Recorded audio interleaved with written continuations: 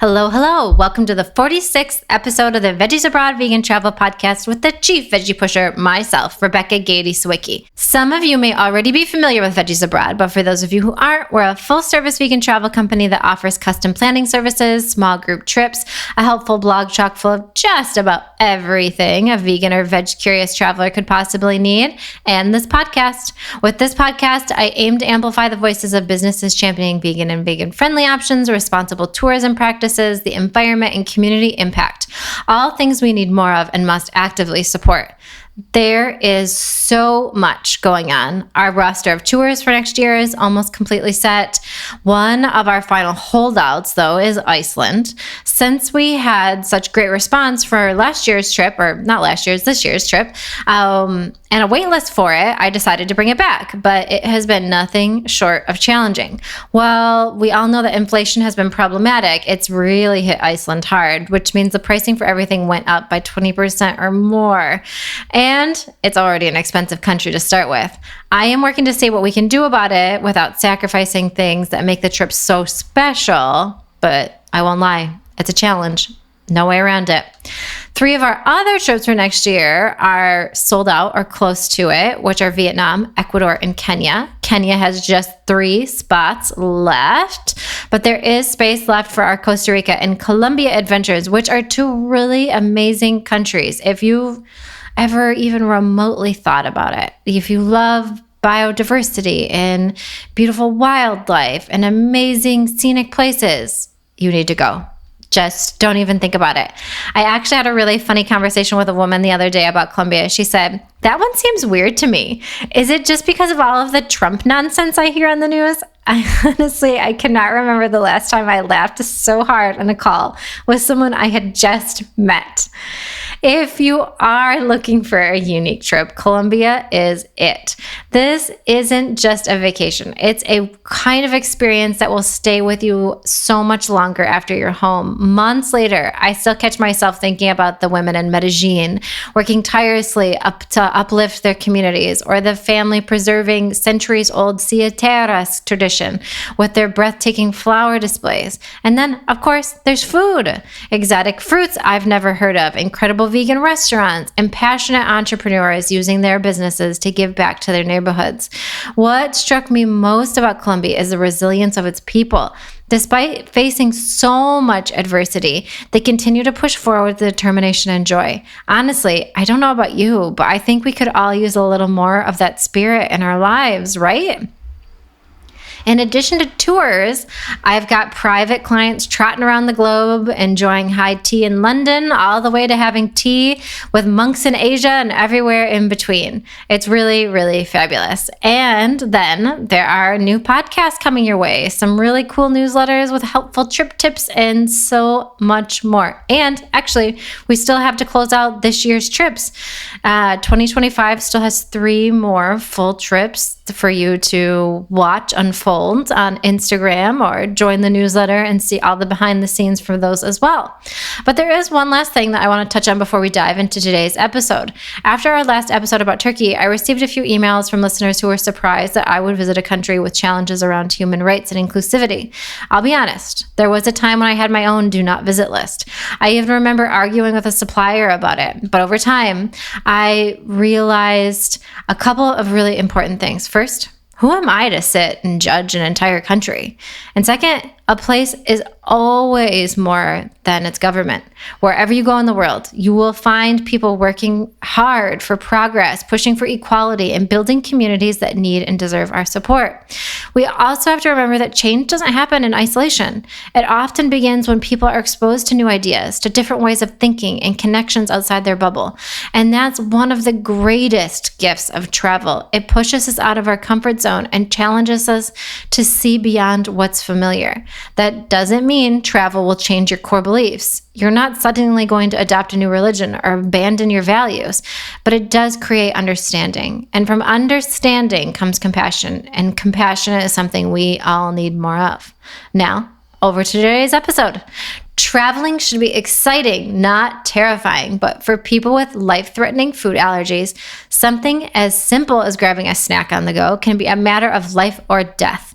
Today, I'm joined by Karine Lang from Lang Signature Travel. Karine lives with a severe sunflower allergy, travels the world with her allergy alert dog, Elton, and helps others do the same. In this conversation, we'll talk about her personal journey, the difference between allergies and sensitivities, how the travel industry is handling allergy requests, and what travelers can do to stay safe while seeing the world. Let's go chat with Karine. Thank you so much for joining me today. I am really looking forward to this conversation and learning more about how you can travel safely with allergies. It kind of seems like a Herculean mountain climbing kind of effort. I have a food sensitivity, which at times feels like a mountain to climb and a pain in the butt. So I can only imagine what life is like for you. Yes, thank you so much for having me. And so I guess to start, can you tell a little bit about your story? How did you first discover your sunflower allergy? What has living with it been like? Right. So a little bit about me. I have a background in event planning. I've been planning all different kinds of events for the last 20 years or so. I love travel. Planning trips comes really naturally to me because of my background. And then my allergies, I've been deadly allergic to all forms of sunflower since the age of around 11. So that's about 30-ish years. And it's been really, really hard for sure. For a really long time, I didn't travel because it was too much of a pain in the butt. And then one day I decided, okay, I really want to explore this beautiful world we have. And I just started doing it, and it was not easy, and it's still not easy, but I'm doing it. Yeah, absolutely you are. I cannot imagine at 11 what that had to have been like to find out that you had a sunflower allergy. Like, of all things, that it'd be sunflower. How in the world did they even figure that out? Well, I was eating a granola bar, and then all of a sudden my throat started closing up.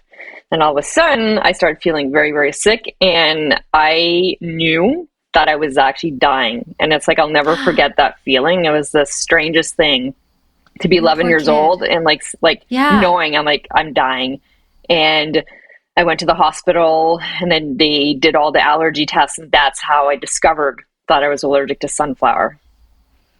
Oh my gosh, that's crazy. Up until that point, you had not had a product with sunflower in it, or it's just maybe your body was like, you know what, we really hate sunflower and we're going to say no more. Yeah, I'm really not sure, to be honest. I don't remember sunflower seeds being something that I really ate. So I could have been allergic my whole life, or I could have just developed it, because allergies can develop at any age. Oh God, that's terrible. And scary. Yeah. How long were you in the hospital then at 11? It was just overnight. And then I had about, I would say from then until now, probably, I would say, I can't remember exactly, but I would say between 5 and 7 reactions where I ended up in the hospital. The last one being over 8 years ago.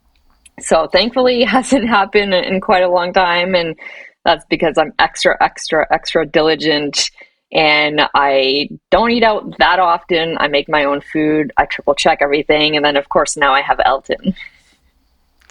Wow. Yeah. I can't even imagine. I can't even imagine how in the world you go about planning a trip when you have an allergy like this. So we'll get into Elton, and we'll talk about who Elton is in a minute.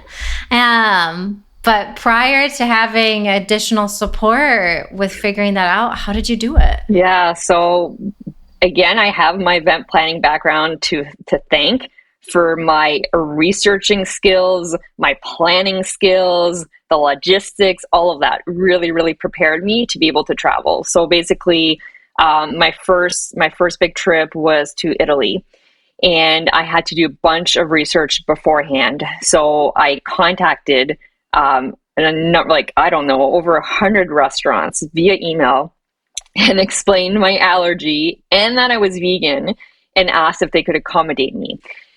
So a lot of places said no, a lot of places said yes. So then I compiled a list of safe places for me to eat. And then I created an allergy card in Italian. so that in the event that I went somewhere and they did not speak English, at least they could read the card. So we got there, and we ended up being able to, well, okay, so let me just backtrack. I had my card. I went to a few different places who said that they could not help me, that it wasn't safe. And that's because in Italy, they actually use a lot of sunflower oil. It's very common there. Interesting. It's more common than olive oil? It's not more common, but it's very common. Wow. Okay. Yeah. So I knew that going to higher end restaurants would mean that they would make a lot more almost everything from scratch, right? And when a restaurant makes something from scratch, they know what's in it. So one day I ended up eating at 2 Michelin-starred restaurants in one day. Oh, wow. For lunch and dinner. And it was like, some of the best meals I ever had. And I knew going into this that I would have to eat at higher end restaurants because they would be more accommodating. And that's what we did. And I ate the best food of my life. And it was an amazing experience. Yeah, absolutely. Talk about a trip of a lifetime. Oh my gosh. And sorry, I forgot to mention that we actually stayed with a vegan chef for part of the trip. So we kind of did all of Italy. We did Amalfi Coast, Sorrento, Rome, Florence, and Venice. And so we stayed in the Florence part with a vegan chef. She has like a little like Airbnb and a little restaurant. And we took like a pasta making class, and the food was phenomenal. And she was actually preparing food for me to bring out with me for my travel days while we were out exploring. Oh my gosh. Wow. That's amazing. Yeah. That's amazing, like with or without an allergy. Like what a trip bonus. When you showed those allergy cards or you were reaching out to those places, were people generally like, I don't know, willing to help? Or what was the initial response? It was very mixed in Italy, to be honest. Like I said, at the higher end places, they were super accommodating, no problem at all. But the places that were more like touristy, super busy, they didn't really make the time or the effort. So I quickly learned, okay, like these are not the types of restaurants that I can safely go to. Yeah, absolutely. And before you even got to Italy, did you have to alert the airline of your allergy, like on the plane? No, so I've never had an issue with the smell of sunflowers. Okay. So to me, I that's not something that I needed to do. And of course, I know to not even bother trying to eat on the plane, trying to eat any of the airplane food. And first of all, it's, disgusting most of the time. Yes. So I'm not missing out. So I basically, every time I travel, and a lot of people don't know this, and this is what I say to a lot of clients, you can bring your own food. I've traveled with tons of food, okay? Like literally bags full of food. Like suitcases full of food. You need to take a picture and post that. I want to see your airplane meals. And it's like, it's funny because I saw a meme the other day on one of my allergy groups that I follow on Instagram. And it was like a man with a huge suitcase. And it's like packing food for like a 2-hour trip. Like, but yeah, that's the life of traveling with food allergies and being vegan. You have to be prepared, and you have to just pack a bunch of snacks. That way you're not stranded, because I never, ever plan on eating any food while I'm at the airport or on the plane. So I just bring my own stuff. That way it's completely safe. I know I'm going to eat because I get hangry, and I just have to be prepared. Yeah, absolutely. What are some things that you always bring? I always bring jerky that I make myself. Okay. I bring like protein bars, dried fruit, nuts. So a lot of shelf stable things. I also like, when I travel in the winter, to bring like a ramen bowl, and I literally just, ask the people on the plane for some hot water, and then I have a hot meal. That's super smart. Yeah. Yeah, so that is super smart. Yeah. Do you normally make like sandwiches or anything like that as well? Too? Yeah. I'll make wraps because those hold pretty well. So I always have to factor in like, okay, so how much time am I going to be at the airport? How much time am I going to be on the plane? And then how much time is going to go in between being, Right. at the airport to my actual destination, which can be pretty long, right? Most of the time, full days. So I need to make sure that I have enough food for that entire day. Oh my gosh. Wow. Yeah, definitely post that picture. I got to see that. So once you've done all of this planning, so you've reached out to all of these places, you've created your spreadsheets, you've made your picnic basket for the airplane. Once you get there, would you say it's generally pretty smooth sailing? Yeah. So I went to Italy. That was my first big trip, right? And then I started going to Costa Rica. And what I started doing is, in addition to being a travel agent, I was also a personal chef for quite a few years. And so I did a lot of cooking for clients. So I prepared meals for clients on a weekly basis.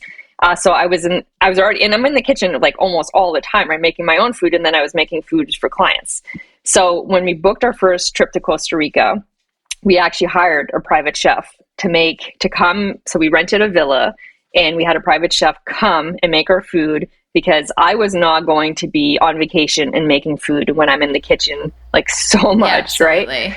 So that's kind of how we started traveling to Costa Rica, renting these beautiful houses and having the private chef come and prepare the meals for us. Now, depending on the length of the trip, it's not like he stayed the entire time. He would make some meals, and some meals we would eat out. And one of the reasons why I love Costa Rica so much is because it is so allergy friendly. And great for celiacs as well, because they use a lot of corn. They don't really have that much bread. And the people in Costa Rica, another reason why I love going there so much, is they are so genuine. They are so caring, so accommodating, and they really are happy to go out of their way to accommodate you. That's really nice to hear. That doesn't always happen in a lot of destinations, that you feel like people really hear you when you say like, hey, I have an allergy. And I think this leads really well into my next question, is that oftentimes allergy and sensitivity get used interchangeably. Can you help us understand the difference if anybody isn't sure that's listening? Yeah, I mean, there's a lot of different ranges to allergies, right? So there's something called like an oral allergy, which I have about 20 of. So it means that I can eat something and then my throat gets really itchy or my lips get really itchy. So that's that form of allergy, but I can't die, right? I can't die. If I eat sunflower seeds, I can die. So there's really varying degrees of allergies. Sensitivities could just be like, some people have a gluten sensitivity. So they eat it and it doesn't make them feel good at all, but you can't die. So it's very, very different. It's a huge difference. Yes. Death or discomfort. Yeah. What would you choose? It sounds like the next reality show on Bravo. So I think, confusing these, it's obvious now to understand like why it is such a big deal. It comes to safety with traveling. And do you think sometimes that this confusion makes it really hard with like hotels and restaurants, like taking allergies more seriously? Yeah, because then they might think, oh, the person just doesn't like it, and they're saying that they're allergic, which is really not fair for people who actually have an allergy, right? Yeah, absolutely. I had some clients and they were celiac. Actually, one of them was 11. And I was so terrified for her. I was like, okay, I need you all to be on the same page with like cross-contamination and using toasters and knives and this and that. And they kind of looked at me with like a blank stare. And I was like, listen right now, somebody's going to get in trouble and it's not going to be me. It is going to be you. But that can ruin, like literally ruin an entire trip for somebody. Has that ever been your case, that you've had an entire trip ruined by this? Yeah. I actually had a really bad experience at Disney. It was my first time there, and this was just a couple of years ago, actually. And again, I had called ahead and I told them all about my allergy. But it's so much more than just calling ahead. You have to like confirm and reconfirm and reconfirm. So I got to the restaurant. I told them about my allergy. I sat down. I told the waiter about my allergy. I explained everything. And, I have to ask, well, you need to check this, this, and this, and that. Because Like if you're using anything that's packaged, you have to read the ingredients for every single ingredient that goes into the meal. And again, after that whole spiel, he assured me that everything was going to be taken care of. And I had heard great things about Disney, so I felt very comfortable. And so I order my meal. He comes to the table, he brings me my meal. And again, I reconfirm, okay, just want to make sure that it's okay. Yes, no problem. Okay, he goes away and I'm literally about to take a bite. And he comes running over, don't eat it. I'm like, what? He's like, I'm sorry, there was a mistake. And he takes my plate away. And then I was like, oh, okay, what just happened?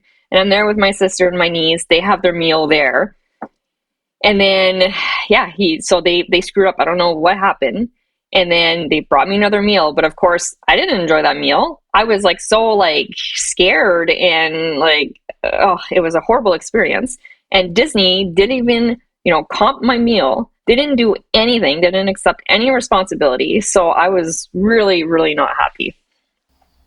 Did you end up eating it or no? No, I didn't. I was about to. You was too worried. Yeah, totally. That's understandable. I cannot even imagine being in that situation thinking, did they really check all of the boxes back there? What did you do for the rest of the trip? Was that at the beginning of the trip, middle of the trip? It was a very short trip. It was only like 4 nights, I think. So I think this was towards the end. And then on the last night, we went somewhere completely different, and it was an amazing experience.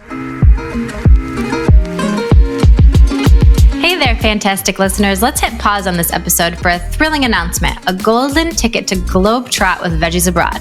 Veggies Abroad isn't just your go-to for vegan guides and trip planning tips. It's your passport to extraordinary small group journeys, carefully crafted by the ultimate veggie pusher and your favorite podcast host, me, Rebecca Gady-Sawicki. I've spent countless hours researching the best vegan hotels, food, and experiences, and now I'm bringing those experiences directly to you. Join me and my newfound veggie pals on escapades to exotic and exciting destinations around the world, whether it's trekking through the Thai jungle to witness elephants in their natural habitat or exploring Iceland's famous ring road. Our adventures are nothing short of spectacular, and guess what? Those aren't the only exciting trips awaiting you. So what are you waiting for? Cruise on over to veggiesabroad.com pronto. Well, how about after this episode is over to explore our dazzling lineup of tours and secure your spot today. Good. Yeah. Well, at least you ended on a strong a note instead of that, being the theme for your overall part of the trip or for your overall trip. Yeah. Oh my gosh. Wow. I'm sorry you went through that. That's really frustrating. But now with managing your allergy, you have a pretty incredible 4-legged teammate who we already alluded to earlier by your side to help. Can you tell us a little bit about Elton and how he came into your life? Yeah. So, I had heard that you could train your dog to detect your allergen, and I had done a bit of research. I was like, wow, this is really awesome. So I decided to get a puppy, and he was my first puppy. I've had dogs my entire life. They were all rescues, but for this type of training, you need to start when they're young. So I couldn't rescue a dog and train them. They have to be a puppy. So he started training when he was 6 months old, and we worked with 2 trainers. So the first one was a local one who worked in the military training the bomb sniffing dogs. So wow. Yeah. So that's incredible. Yeah, I'm super lucky. He lives 10 minutes away from us. So he started us off on the training. And then when we got to the point where he couldn't help us anymore, because the training is somewhat similar but different, because training a dog to sniff bombs is very different than a dog sniffing your food. And so we worked with a trainer. She actually lives in Detroit or somewhere in Michigan.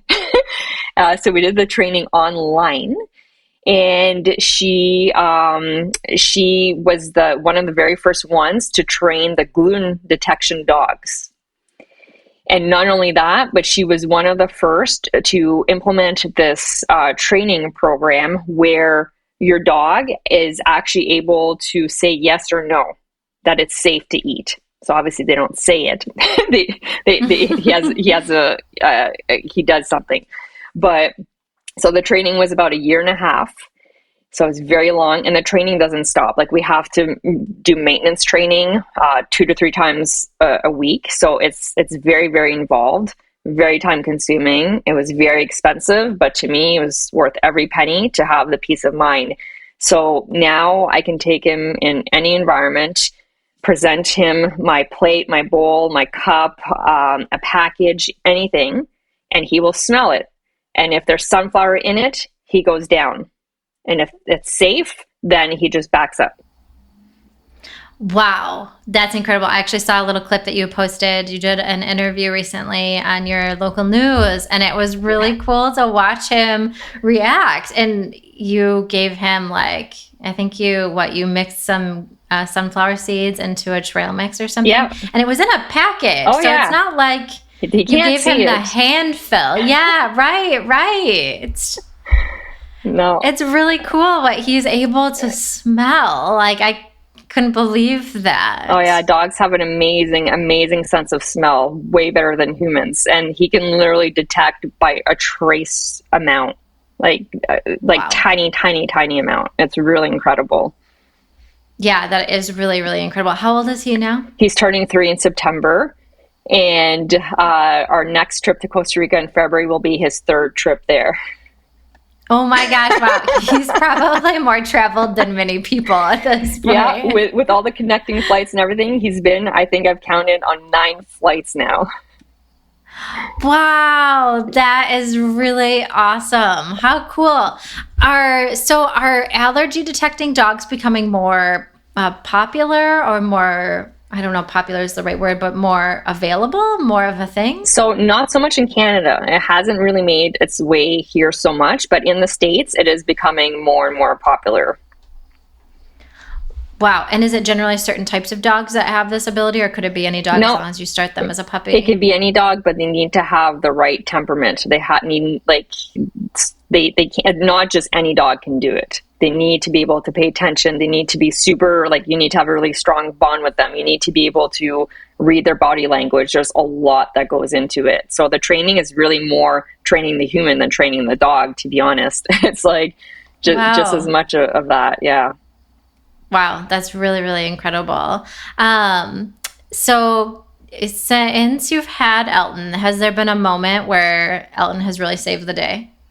Yeah, on our last trip, actually.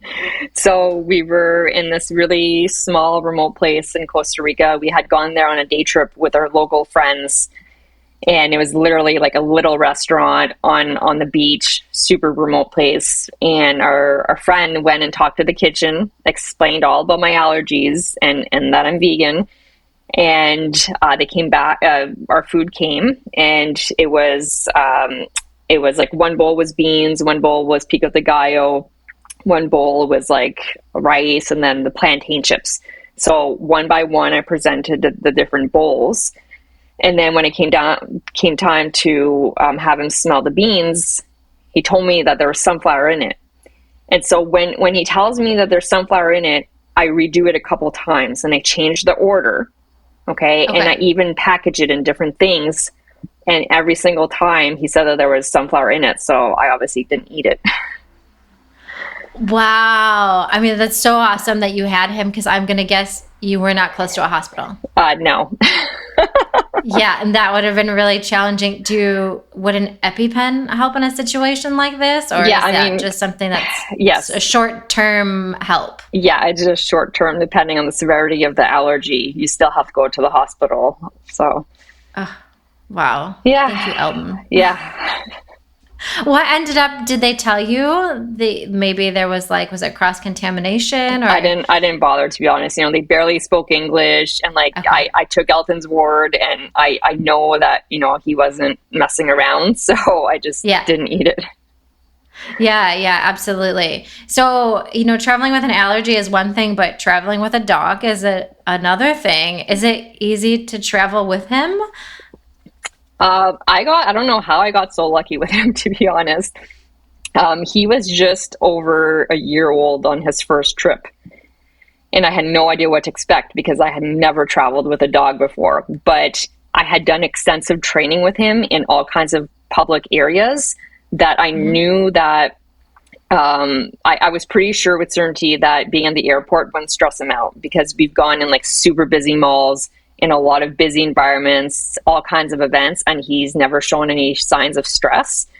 And he was amazing. My biggest concern, to be honest, was the length of time of the flight and him not being able to go to the bathroom. Right. Absolutely. That was my biggest concern, but he was able to hold it without any problems. He just stayed at her feet during the entire flight.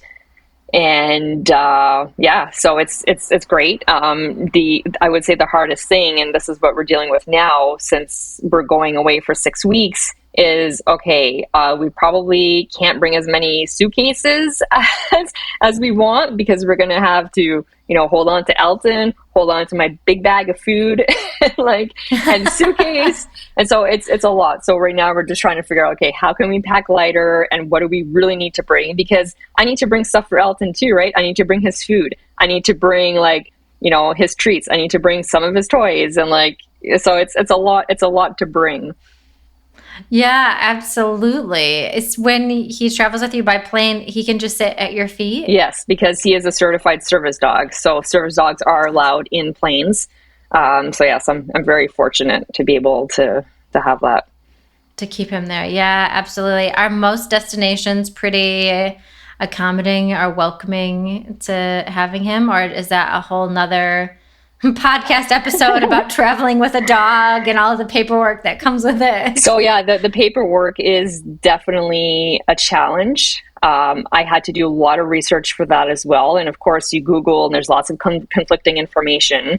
So now it's actually something that I offer as a service to clients traveling, whether it's just a dog or a service dog. I provide that service of helping them figure that out. That's cool. Specifically for Costa Rica, because I know exactly what needs to be done. Other places are a bit more tricky, like Panama. I really, really want to go there, but they have a 30-day home quarantine requirement. So I don't know if that would work to bring him. I haven't explored too many other countries yet, but that's something that I plan on doing. I definitely plan on going to Italy with him next year. And I know they're super, super dog friendly. So I don't think I will have any issues there. And of course, I can't take him on a cruise because that would just be mean. So there's definitely some certain types of travels that I just won't be able to do. And that's okay. There's plenty of other amazing things to do. Yeah, absolutely. Do you think that the travel industry is becoming, or is that they're improving with handling allergies, or do you think they still have a long way to go? I mean, they are improving depending on the type of allergy you have. So in my case, my allergy is not a top allergen. So it makes it really, really difficult for me because, airplanes will provide snacks that don't have nuts or peanuts, but then there'll be sunflower in it. So it doesn't help me in my case, but they are becoming, more accommodating for other types of allergies for sure. I have seen the improvements. That's good. Yeah, I hope it continues. I was just thinking that when you said that with the granola bar, because oftentimes they're like, it's nut free because nuts are such a problem, but sunflower seeds are going to be the seed part. Oh yeah. And there's so much sunflower in vegan products. So many vegan things I can't have because of my allergies. So it's so sad. Oh my gosh, I would have never thought about that. Yes, there's I would say a large percentage of the plant-based milks have sunflower in it. Oh, probably the sunflower lecithin oil or the lecithin. Yeah. Oh no! Oh, do you have to make your own? No, there are some brands that I can have, but that's another thing. I go to a vegan restaurant. Okay, I'm okay, you have to check your milk. You have to check the butter, the vegan butter. All the vegan things, they're vegan, but you need to check. You poor thing. You have to bring everything. You literally have to bring everything. That is so unfair. Yeah. Oh, wow. And so you've already mentioned that you do work with clients and you help them with planning trips and creating allergy-friendly ways to do this. Are there other things that you offer aside from the allergy side of things or dog travel? Yeah, so I do custom trips for clients. My specialty is Central America because that's where I've traveled the most and that's where I absolutely love. Costa Rica is my absolute passion, and but I book travel everywhere. So I help people with custom trips, and as well like the dietary things, and then I do group travel as well. And one thing that I do want to start getting into is doing group travel for people with allergies. That's fantastic. Right? What a really, really great niche to have for sure. And so if you're working with someone who has an allergy, then do you contact the hotels? Like, how is that process? Yeah. So my preferred way of travel, and this is how I've always done it, is I rent a villa and I have a chef come in. So that is the safest and easiest and most stress-free way to travel, in my opinion, when you have allergies, because you're working with one chef and he understands your allergies and he makes everything, based on, what's safe for you and you can control, right? So I still don't take his word for it 100%. I still read all the labels and I still have Elton. Yeah, absolutely. Elton is an extra layer of protection, but I just find that is the most fun way to travel, in my opinion. Yeah, absolutely. I mean, that does take such a load off, so much stress because, I mean, yeah, of course, like you call, you confirm, the people tell you one thing, but you're right. If you don't have Elton, like you don't know until you put that in your mouth and eat it. And that's not fun. No, and to be honest, like the chef that I work with, he is like, basically you're eating like restaurant level meals, if not better, right? So you know that you're getting really, really good food and it's pretty much the same price as going out for restaurant meals, to be honest. So I think it's a really nice experience. Yeah, absolutely. What a way to go for sure. So as we wrap up, is there other advice that you always give clients or friends when they're traveling with allergies, like different things that you do to try and ease your pain? Yeah, so just tell people to research as much as you can and to communicate and communicate and communicate and communicate and reconfirm everything. You cannot just take someone's word for it. You have to be your own advocate and you really have to not be scared or not feel ashamed or not feel like you're bugging people because it's really can be a matter of life and death. So you have to just make sure that you've done everything that you can to make sure that you're safe. Yes, absolutely. And you also mentioned allergy cards in the language where you're visiting yes. too, right? Yes.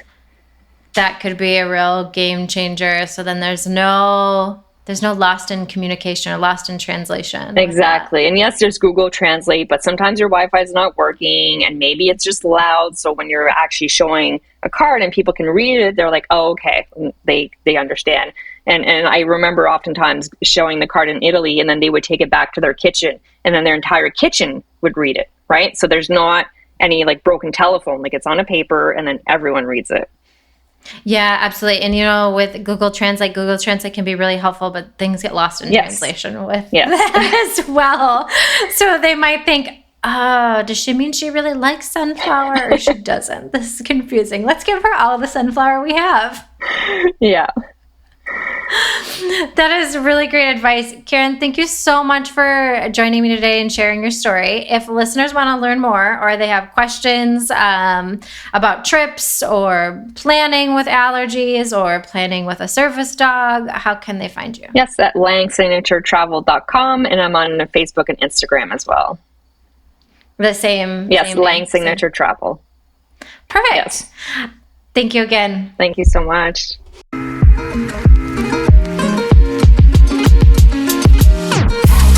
Thank you so so much for tuning in. I hope you enjoyed this episode as much as I did. If you did, please consider subscribing and leaving a review. If you'd also like to learn more about upcoming Veggies Abroad tours or get additional travel help, visit veggiesabroad.com and also join our newsletter. It's the best way to stay up to date with loads of new content, like where to find gorgeous vegan hotels, what to eat in cities around the world, trip planning tips, and so much more. Well, that's all I've got for now. Until next time.